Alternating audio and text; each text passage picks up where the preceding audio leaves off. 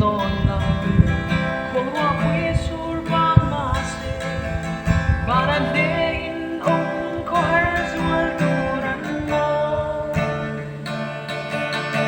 khawthiang eng amawi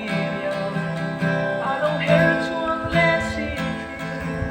in like easing to better call emo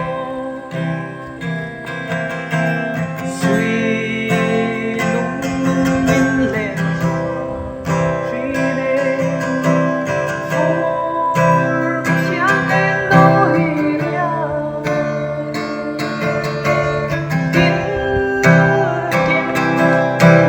han đồn xa bìa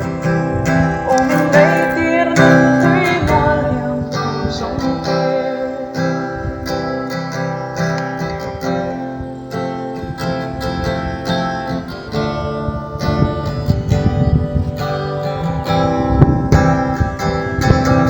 si khoa la maria te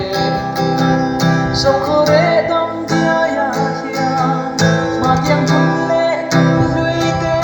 cả hàng chi rong đồn vẫn xây thiên phong vùng đồn đi lên đây xí lâu chúng ta xem hiên cái dung lùng lại mình cầm suy lung lên gió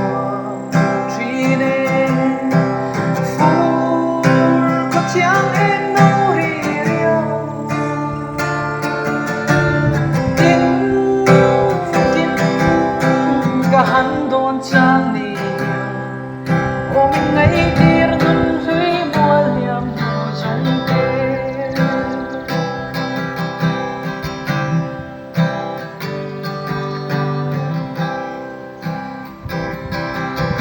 lên đi her liềm sẽ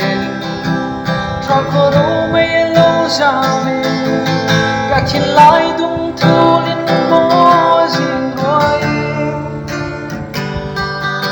cả buổi lại ngày nào mây tê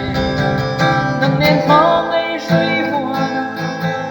nắng lại hôn tin căng chia tin lùng lên suy lung